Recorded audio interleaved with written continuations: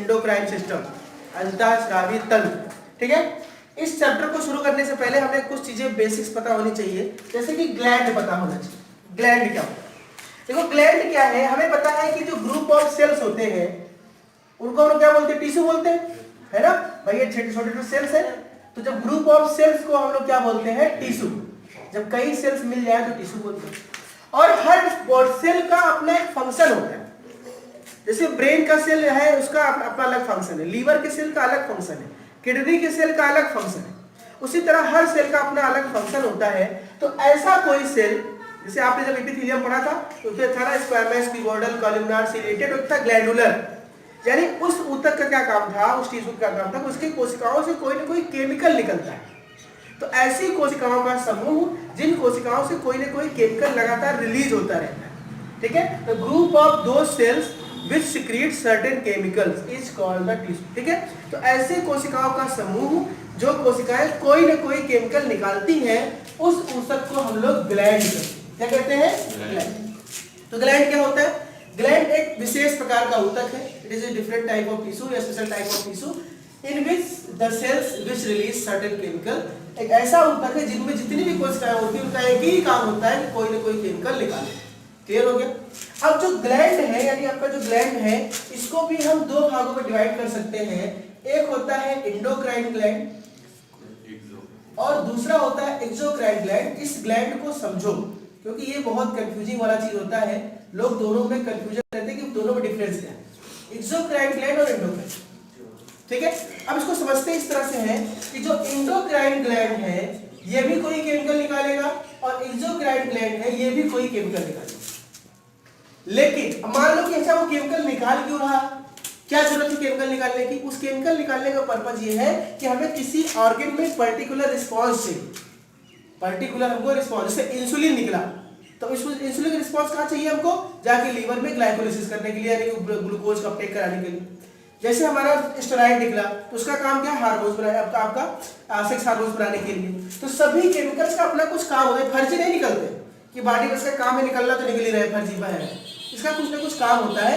ये अपने target organ पे जाके वहां पे जुड़ते हैं और वहां पे जाके कुछ ना कुछ काम करते हैं। यानी सबका अपना एक टारगेट ऑर्गन होता है जहां पे जाके उसको जुड़ना होता है और काम करना होता है। यानी चाहे वो एक्सोक्राइन ग्लैंड हो चाहे वो एंडोक्राइन ग्लैंड हो, दोनों के लिए अपने टारगेट ऑर्गन होते हैं कि जो भी केमिकल निकलेगा वो कहां पहुंचेगा? टारगेट। और टारगेट पे जाके अपना पर्टिकुलर एक्शन करेगा। और टारगेट कुछ भी हो सकता है, लीवर हो सकता है, किडनी हो सकता है, हार्ट हो सकता है, कुछ भी हो सकता है।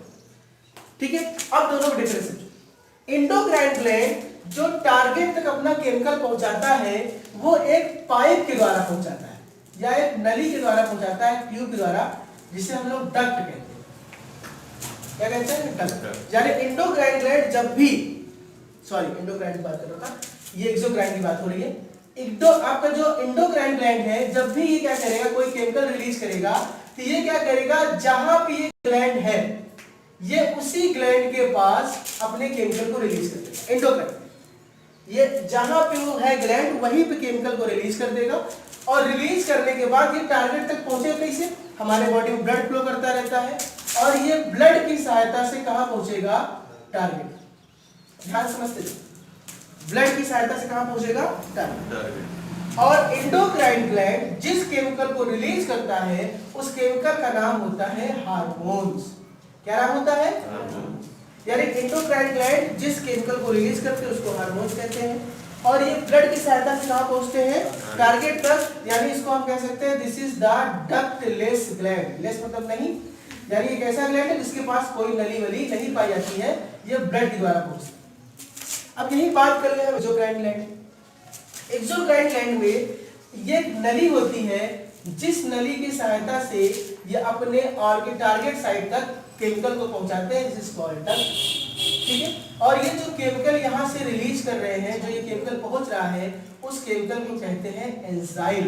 क्या बोलते हैं? And this is the exocrine gland. फिर से रिपीट कर रहा हूँ, एंडोक्राइन ग्लैंड और एक्सोक्राइन।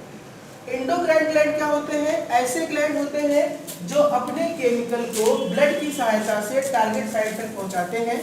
इनके पास डक्ट नहीं होती है और इस केमिकल को हार्मोन कहते हैं। एक्सोक्राइन ग्लैंड वो ग्लैंड होती है जो अपने केमिकल को टारगेट साइट तक नली के द्वारा, डक्ट के द्वारा पहुंचाते हैं और इनके केमिकल को एंजाइम, ठीक है।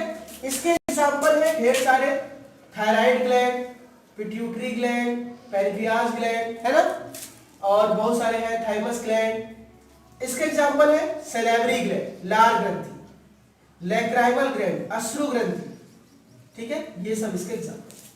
तो आपको सिंपल सा डिफरेंस लिखना है, ये खुद से लिखना होगा, मैं लिखाऊंगा नहीं, बस ये फिगर आप बना लोगे और खुद से क्या लिखोगे कि पहली बात तो ग्लैंड क्या होता है, तो ग्लैंड फिर रिपीट कर दूंगा। तो ग्लैंड क्या होता है, ये एक विशेष प्रकार का ऊतक है जिनकी कोशिकाओं में सिक्रीशन की प्रॉपर्टी है। तो gland is a special type of tissue which have the secretion property in their cells and they release certain chemicals. अब ये दो प्रकार होते हैं, एंडोक्राइन और एक्सोक्राइन। एंडोक्राइन ग्लैंड्स क्या होते हैं, those gland which secrete their chemical and reach into the target site through the blood. They do not have duct there, so they are ductless gland, and the chemical is called hormones. Example: thyroid gland, parathyroid gland, pituitary gland, adrenal gland. Second one is exocrine gland. Exocrine gland are those gland which release their chemical into the target site through the duct. ठीक है, and the chemical name is called enzyme. This is example salivary gland, lacrymal gland. ठीक है, ये सब आपके इसके example. ये आपको खुद से लिखना है, स्ट्रक्चर बना लिख लोगे, ठीक है। फिर हम लोग, ये चैप्टर का इनिशियल पॉइंट था, ये चैप्टर स्टार्ट नहीं हुआ, चैप्टर स्टार्ट होगा इसके अंदर ग्लैंड्स, लेकिन ये इसको जानना बहुत जरूरी था, ग्लैंड्स होते हैं, ठीक है। चलो, थैंक यू।